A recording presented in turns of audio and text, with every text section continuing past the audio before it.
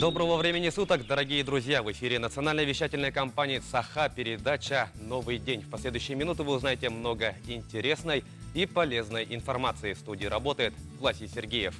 Ну и по традиции, давайте в начале выпуска мы обратимся к прогнозу погоды. Итак, по данным Якутского управления по гидрометеорологии и мониторингу окружающей среды в центральных Улусах в 6 часов утра плюс 8, плюс 10 градусов. Днем ожидается температура воздуха от плюс 15 до плюс 16 градусов. Заречье плюс 9, плюс 12 утром, ну а днем плюс 16, плюс 18. Южные Улусы плюс 7, плюс 11 утром, днем плюс 17, плюс 19.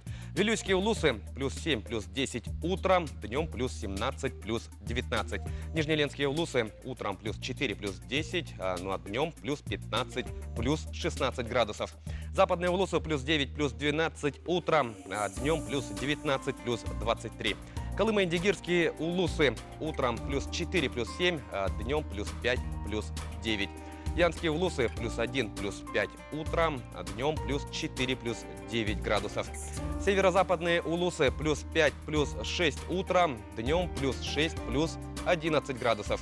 В Якутске в 6 часов утра температура воздуха плюс 8 градусов, атмосферное давление 745 миллиметров ртутного столба.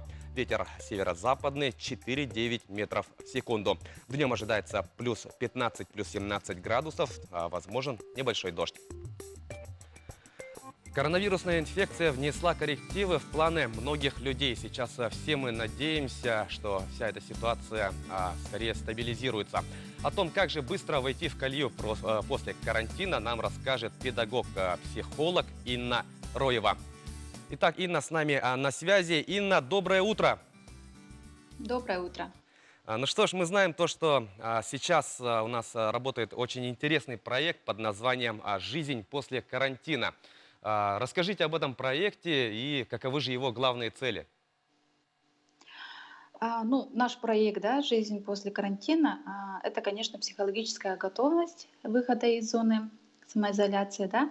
Но направление работы этого проекта это психологическое сопровождение выхода населения из карантинного режима. Цель данного проекта это нормализация эмоционального и психического и физического состояния. Данный проект у нас будет осуществляться по формам психологической работы. Это индивидуальные консультации, диагностики и групповые занятия.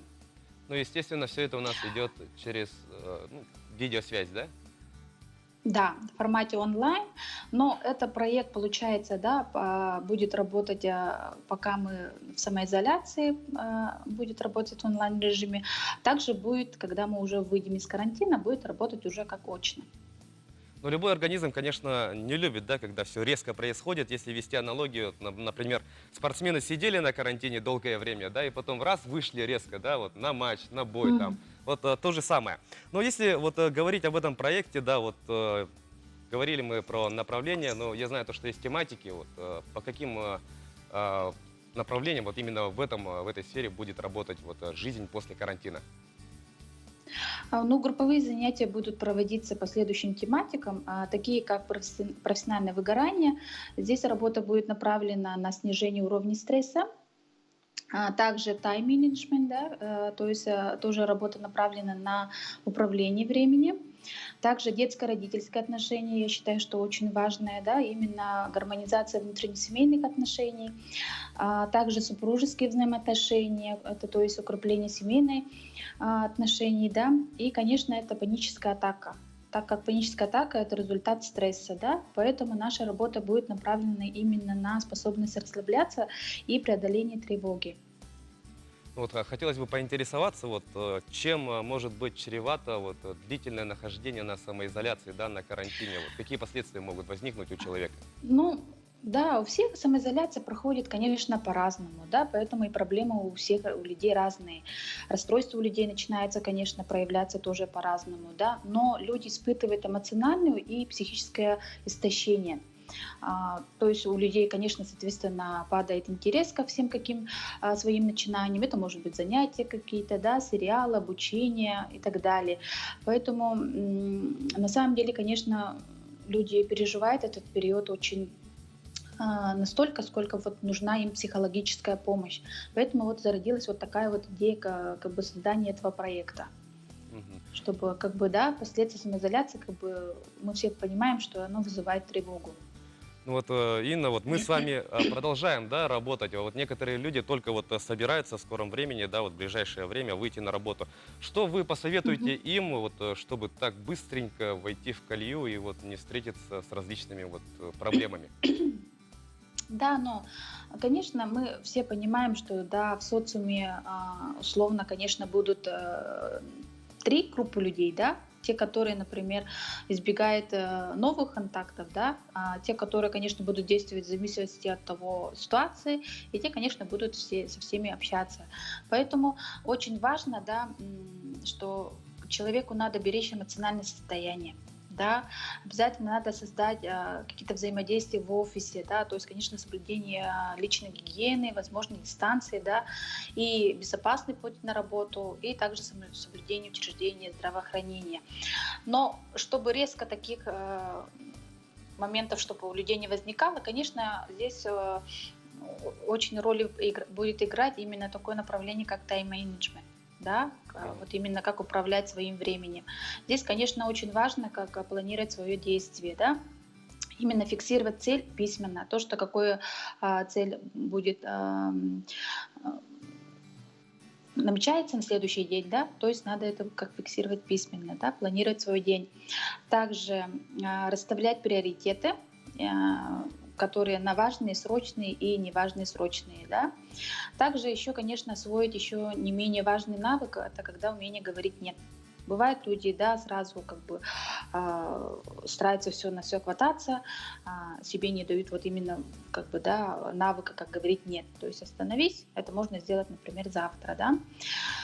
Также, конечно, планировать свой отдых. Не надо обязательно нагружаться с первого дня себя, да, именно в плане того, что вот сегодня все надо сделать. Именно надо наполнять вот позитивной энергией.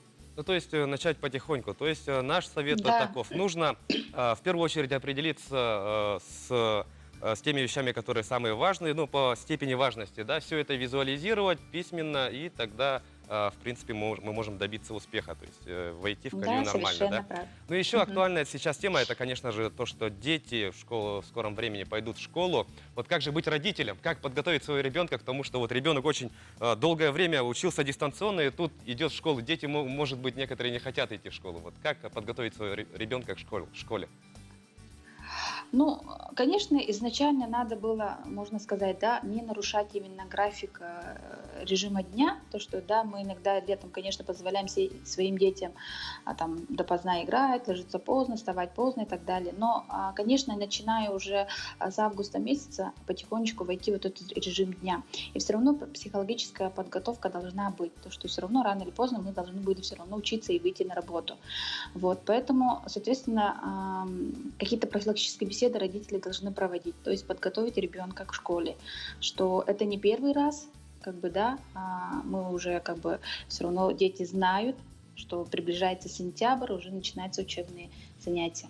Ну, то есть, в принципе, можно сказать, что то же самое, да, после каникул ребенок рано или поздно все равно возвращается в школу. Ну что ж, Инна, Конечно. большое спасибо, что приняли участие в нашем эфире. Мы желаем вам дальнейших творческих успехов и хорошего вам дня. Ну а мы, друзья, после небольшой паузы вернемся в студию и продолжим наш эфир. Оставайтесь с нами.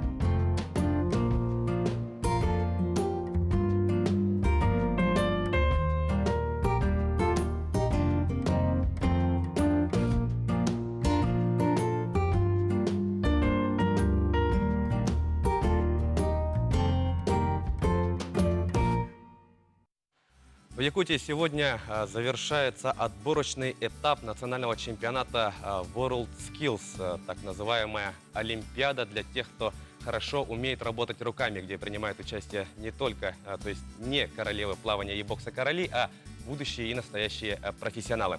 О предварительных итогах этих соревнований нам расскажет специалист отдела среднего профессионального образования Министерства образования и науки Республики Саха-Якутия Степан Степанов. Итак, доброе утро. Доброе утро. Ну что ж, сегодня последний день у нас отборочного этапа. И каковы итоги, что можем озвучить? Да, сегодня действительно последний день. По результатам регионального чемпионата, да, вот уходящего учебного года, в этом году на отборочных соревнованиях у нас участвовали 28 конкурсантов по 23 компетенциям. То есть компетенции вот эти 23, они из разных отраслей, из разной сферы, да, разделены по блокам. То есть это такие компетенции, как, например, поварское дело, медицинский и социальный уход, да, и социальной сферы, дошкольное образование, преподавание музыки в школе и сферы образования. Вот. Так, кроме того, еще на основании соглашения между Республикой Саха-Якутия и Союзом WorldSkills Россия мы являемся еще и соорганизаторами отборочных соревнований. То есть, если в прошлых годах мы проводили по 9 компетенциям соревнования, да, для всей России, в этом году мы на основании распоряжения главы Республики Саха-Якутия провели еще соревнования по компетенции веб-дизайн и разработка на базе колледжа связи и энергетики имени Дудкина. Итак, по результатам данных отборочных соревнований мы сегодня знаем итоги 6 компетенций, да, то есть прошли у нас на финал по 6 компетенциям и еще ожидаем результаты по 13 компетенциям. Ну вот на сегодняшний Здесь день сколько якутян вот, прошли в следующий этап соревнований? На финал получили квоту по 6 компетенциям, это по итогам отборочных соревнований. Да. Здесь еще следует упомянуть, что по итогам регионального чемпионата уходящего года, который прошел по 127 компетенциям, да, напрямую на финал имеют квоту по 75 компетенциям.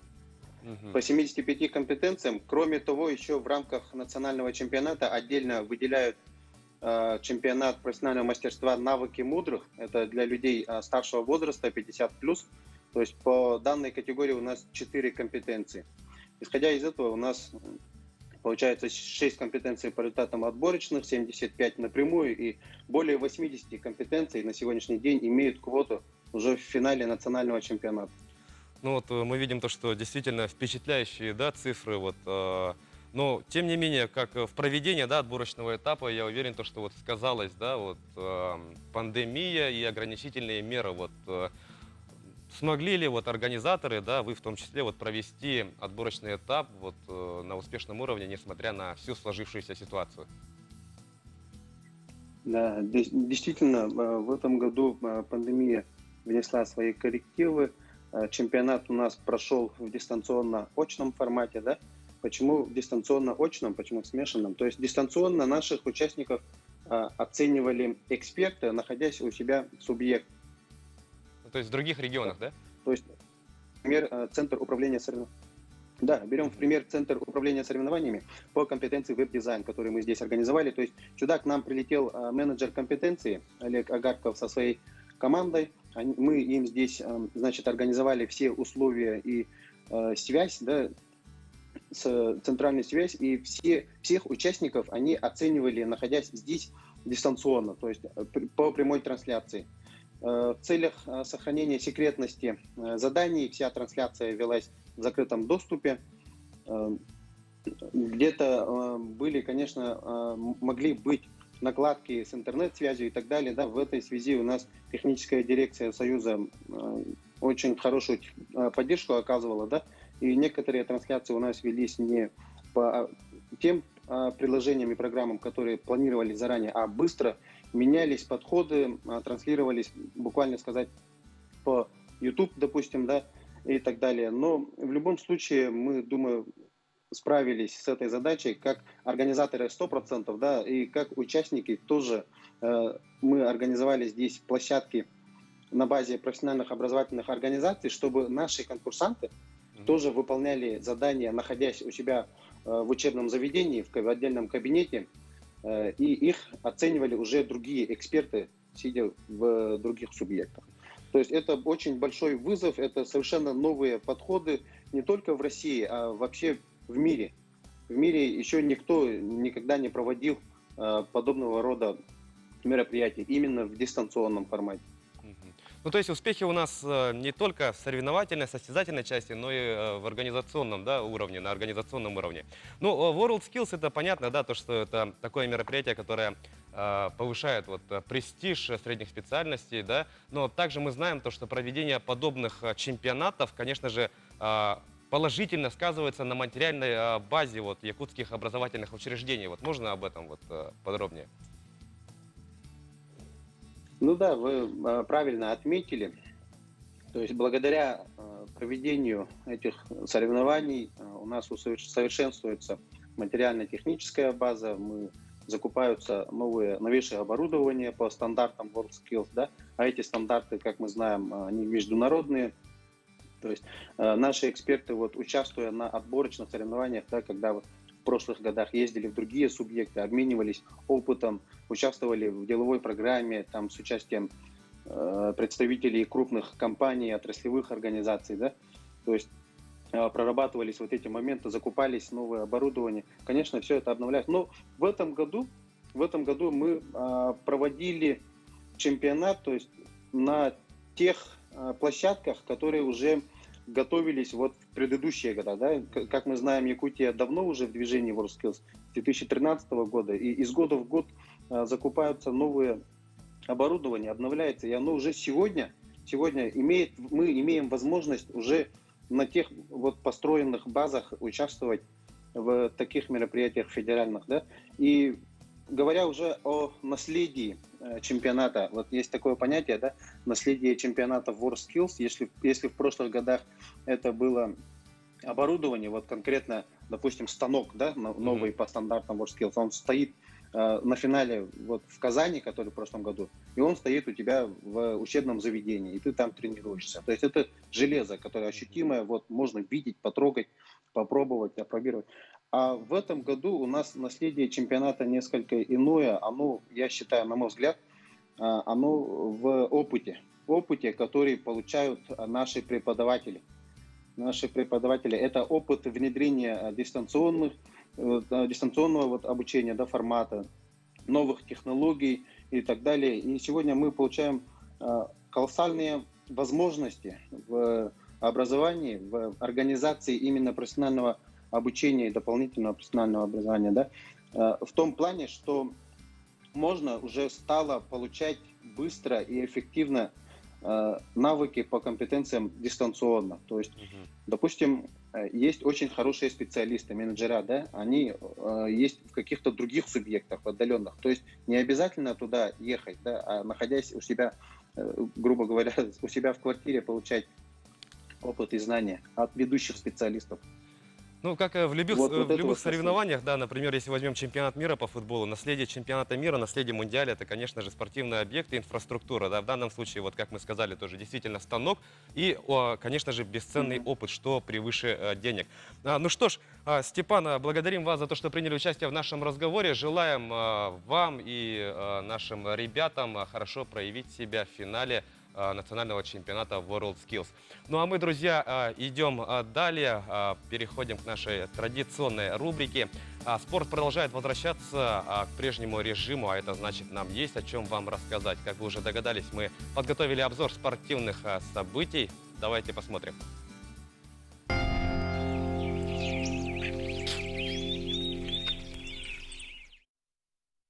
Американский боец ММА Джастин Гейджи готов провести все 5 раундов в поединке против россиянина Хабиба Нурмагомедова. Свое заявление спортсмен объяснил тем, что он обладает хорошими навыками борьбы в плане ухода от тейкдаунов. Также Гейджи отметил, что намерен держать правильную дистанцию, которая не позволит россиянину атаковать. Напомним, поединок между бойцами пройдет в Абу-Даби 24 октября. На кону будет стоять титул UFC в легком весе. В данный момент в активе Нурмагомедова, владеющего поясом чемпиона, 28 8 побед и ни одного поражения. На счету Гэджи 22 победы и 2 поражения. Полузащитник футбольного клуба «Манчестер Сити» Кевин Де Брюйне признан лучшим игроком английской премьер-лиги сезона 2019-2020. В прошедшей кампании бельгиец провел 35 матчей, в которых отметился 13 забитыми мячами и 20 результативными передачами. Его клуб «Манчестер Сити» завершил сезон на второй строке турнирной таблицы, набрав в 38 матчах 81 очко. Де Брюйне выступает за горожан с 2015 года. Вместе с командой он дважды становился чемпионом Англии, четырежды побеждал в Кубке английской лиги и по разу в Кубке и Суперкубке страны. Дубль Александра Овечкина и шайба Евгения Кузнецова помогли Вашингтону одержать победу над Нью-Йорк Айлендерс в матче первого раунда плей-офф Национальной хоккейной лиги. Встреча завершилась со счетом 3-2. В составе проигравших шайбы забросили Жан-Габриэль Пажо и Мэтью Барзал. Теперь на счету Овечкина, признанного первой звездой матча, 4 шайбы и 1 ассист в текущем плей-офф. У Кузнецова 3 шайбы и 1 передача. Для Вашингтона эта победа стала первой в серии против Айлендерс, в активе которых 3 выигрыша. Следующая встреча противостояния пройдет завтра. Перейдем к событиям нашего региона. Якутские спортсмены завоевали 3 медали на чемпионате России по спортинг-дуплетной стрельбе. Соревнования прошли в Брянске. Об этом сообщает «Спорт Якутии». На высшую ступень пьедестала в командном первенстве зашла сборная республики в составе Аяла Макарова, Николая Кобякова и Игоря Егорова. Якутяне набрали 521 очко и опередили ближайших преследователей на 11 баллов. Макаров также стал хозяином серебряной медали в соревнованиях среди стрелков категории А. На высшую ступень пьедестала среди ветеранов зашел Василий Алексеев. Якутские боксеры завоевали 2 медали на чемпионате Москвы. Как сообщает «Спорт Якутии», участниками соревнований, являющихся отбором на чемпионат страны, стали 123 спортсмена. В весовой категории до 49 килограммов первенствовал мастер спорта России Борис Сидоров. Благодаря этой победе якутянин завоевал путевку на чемпионат страны, а также попал в состав сборной Москвы для участия в командном Кубке России. Еще один якутянин, Назар Андреев, выступавший в весе до 75 килограммов, стал обладателем серебряной награды. Таковы главные новости спорта к этому часу. Но мы продолжаем наш эфир и продолжаем тему спорта. В Якутске у нас возобновили свои тренировки юные воспитанники Академии «Спартака». О том, как идут занятия у будущих звезд футбола, нам расскажет руководитель филиала Академии Владислав Иванов. Сейчас, в данный момент, мы подключаемся к нашему гостю, ну а пока, пожалуй, я расскажу следующую информацию. У нас 14 августа в Якутске, в республике, разрешены занятия спортом на улице, в том числе и, конечно же, в фитнес-клубах и тренажерных залах. И, пользуясь этим, конечно же, все любители спорта, физической активности вышли на улицы, посещают эти объекты и продолжают свои тренировки. Ну что ж, с нами Владислав Иванов на связи. Напомню, это руководитель филиала футбольной академии «Спартак» в Якутске. Итак, Владислав, доброе утро. Доброе утро всем. Ну что ж, вот как говорится, руководитель должен подавать, да, пример своим подопечным. У нас Владислав сейчас находится на утренней пробежке. Ну что ж, если говорить о возобновлении тренировок, вот как ребята сейчас занимаются, я уверен, что все равно же вот действующая, настоящая ситуация внесла коррективы, да, вот дистанции и так далее. Вот как проходят занятия? Ну да, сперва хочется сказать, что текущая пандемия, да, вот к такому жизнь нас не готовила. Конечно, мы никак не могли планировать, что такой долгий перерыв будет, там, чуть ли не в полгода. Вот, а так, в целом, вот ребята с понедельника возобновили такие привычные тренировки. В целом, очень хорошо. Как бы сейчас первая наша задача, вот с тренерами мы так проработали, там, составили план, чтобы потихонечку, там, оптимально набрать ту игровую, там, физическую кондицию, чтобы ребята там могли минимизировать, самое главное, там, риски получения травм. Поэтому сейчас потихонечку там, набирать как бы форму, да, вот физическую. Ну и к тому же хочу сказать, что многие наши ребята там во время пандемии, также во время самоизоляции дома занимались вместе с нами онлайн занятиями. Мы вот начиная с апреля месяца по июль с ними проводили занятия, там, так и в онлайн режиме, так и в режиме асинхронном. То есть мы записывали видео и ребятам отправляли уже на выполнение заданий. Ну, то есть тренировочный процесс не останавливался даже в период вот самоизоляции. Ребята вот в режиме онлайн и даже вот через видео, да, как сдают домашние задания, так отправляют видео, да. Современные технологии Да-да-да. вот позволяют. Да, вот, но, наверное, есть какие-то и плюсы, да, вот, вот именно вот такого текущего периода, да, вот, привыкаем к новым технологиям, там, вот, как раз вот сейчас вот через Skype там общаемся, тоже как-то непривычно, тоже там пришлось там повозиться немножко там с регистрацией, там, с подключением, поэтому в ногу со временем ко всему приходится привыкать, ну и, как говорится, там, любая трудность — это шанс, как бы, возможность стать лучше для всех. Ну что ж, мы знаем то, что ваши воспитанники вот отправляются, да, они занимаются здесь, и путем отбора вот лучшие представители отправляются в Москву, собственно, саму, да, вот Центральную академию Спартака. Вот мы знаем то, что один из ваших воспитанников, Харысхал Пестряков, да, если не ошибаюсь, отправлялся в эту академию. Вот об этой поездке, пожалуйста, расскажите. Всего мы с прошлого года, с момента открытия с июня, 8 наших учеников отправили на стажировки. И вот самым таким значимым событием для нас стала стажировка, которая состоялась в феврале вот текущего года, куда выезжали наши ребята Харысхан Пестряков 2010 года и Леня Березкин 2006 года. И по итогам вот недельной стажировки вот Харысхан получил возможность сыграть товарищеский матч там, в составе Академии «Спартак» там, против команды из Реутова. Я скажу, это огромный шаг вперед, да, можно сказать.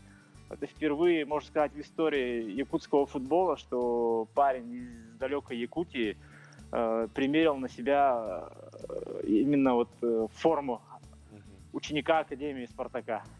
Ну что ж, да, действительно, вот всем другим, да, представителям Академии в Якутске есть куда расти. И действительно, ведь большой футбол у нас играют. Вот если даже вспомнить пример Артема Соколова, парень из Мархи добрался до юношеской сборной России, да, вот мы очень надеемся, что ваши подопечные также хорошо себя проявят, и в будущем мы будем говорить о них как о игроках сборной.